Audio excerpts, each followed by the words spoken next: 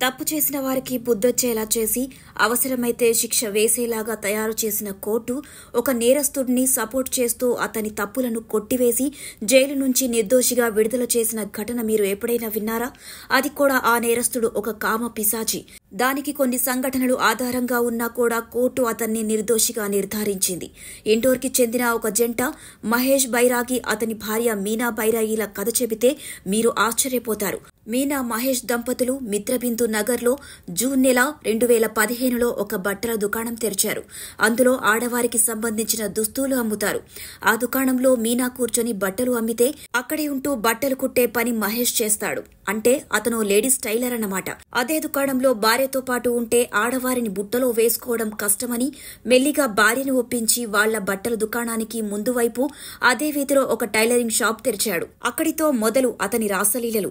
తన చేతి కింద 2 ఆడవాళ్లను పెట్టుకున్నాడు. వారిని కూడా సమయం వచ్చినప్పుడల్లా గోకుతూ లైంగిక వాంఛ తీర్చుకునే ప్రయత్నం చేశాడు. అంతేకాకుండా కుట్టించుకునేందుకు వచ్చే ఆడవారిని టేపు పట్టుకుని కొలతలు చూస్తున్న సాకుతో అక్కడా ఇక్కడ ముట్టుకుని వాళ్లను పొగుడుతూ పని కానిచ్చేవాడు. ఇంతకు ముందు వాళ్ల ఇంట్లో ఉంటూ టైలరింగ్ నేర్చుకోవడానికి వచ్చిన ఒక 19 ఏళ్ల మహిళ మిస్ అయింది. అప్పుడు పోలీసులు అతన్ని, అతని భార్యను విచారించారు. అయితే సరైన ఆధారాలు దొరక్కపోవడంతో ఆ కేసు పక్కకు పడింది.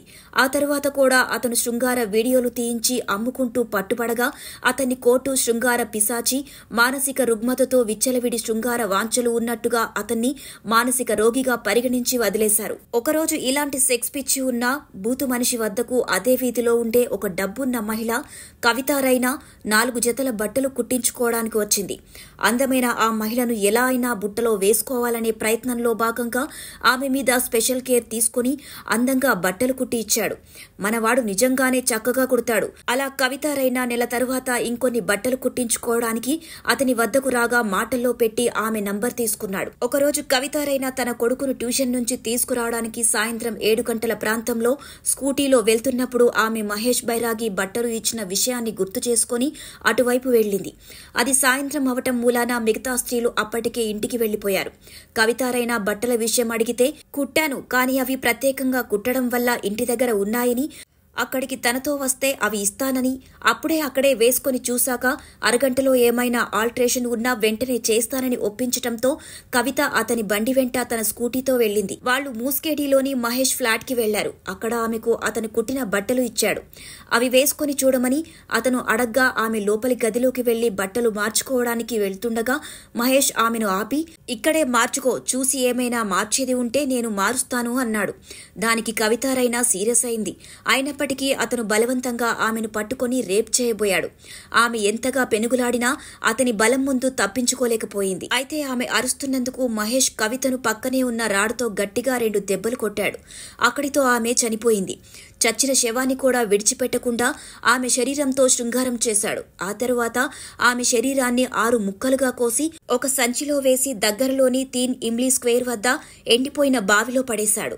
ఇంట్లో ఉన్న ఆమెకు చెందిన కొత్త బట్టలు కాల్చేశాడు. ఆ తరువాత యథావిధిగా దుకాణంలో వచ్చి కూర్చున్నాడు. ఇక పిల్లాడిని ట్యూషన్ నుంచి తీసుకురావడానికి వెళ్లిన భార్య కవితారైనా ఇంకా రాలేదని సంజయ్ రైనా పోలీస్ కంప్లైంట్ ఇచ్చాడు. కాల్ డేటాలో ఓ బంధువుతో మాట్లాడినట్టు ఉంటే అతన్ని విచారణ చేశారు. కానీ అతనికి కవితారైనా మిస్సింగ్ కు సంబంధం లేదని పోలీసులు తేల్చేశారు. ఆ తరువాత కాల్ డేటాలో కవిత మహేష్ తో మాట్లాడినట్టు ఉండటం వల్ల అతన్ని విచారించారు. సీసీటీవీ ఫుటేజ్ లో కవిత మహేష్ బండి వెనకే వెళ్లటాన్ని కూడా గుర్తించడంతో మహేష్ బైరాగి నిజం ఒప్పుకొని ఏం చేశాడో చెప్పాడు. అలా అతన్ని పోలీసులు అరెస్ట్ చేశారు. ఇక్కడితో కథ అయిపోతే బాగానే ఉండేది. కానీ దుర్మార్గుల కాలం కదా ఇది. అందుకే సరిగ్గా 30 నెలల రోజుల జీవితం తరువాత మే 18, 2018లో ఇండోర్ సెషన్స్ కోర్టులో మహేష్ బైరాగిని నిర్దోషిగా నిర్ధారించి జైలు నుంచి విడుదల చేయాలని ఇవ్వబడిన తీర్పు సంచలనం సృష్టించింది. జడ్జిగా ఉన్న బీకే ద్వివేది ఈ కేసులో ఇతన్ని దోషిగా చెప్పడానికి తగిన ఆధారాలు లేవని, ఆధారాలను పట్టుకోవటంలో పోలీసు వ్యవస్థ విఫలమైందని పేర్కొని కేసును కొట్టేశాడు. స్వయానా మహేష్ తాను నేరం చేశానని ఒకప్పుడు ఒప్పుకున్నా ఆ తరువాత అతని న్యాయవాది సాయంతో అన్ని లూప్స్ ను కవర్ చేస్తున్నట్టుగా ప్రిపేర్ అయ్యి మొత్తంగా నేను ఏ తప్పు చేయలేదని తప్పుడు నిరూపణ జరుపుకోగలిగాడు. అతన్ని నిర్దోషిగా విడుదల చేశాక ఎలా ఆధారాలు తీసుకోవాలో వివరణ ఇస్తూ డీజీపీకి జడ్జిమెంట్ కాపీని పంపించాడు జడ్జి బీకే ద్వివేది. అయితే తీర్పు వెలువడిన అనంతరం సెషన్స్ కోర్టు వాతావరణమంతా ఆందోళనలు చేపట్టారు సామాన్య ప్రజలు, ఇంకా కవితారైన కుటుంబ సభ్యులు.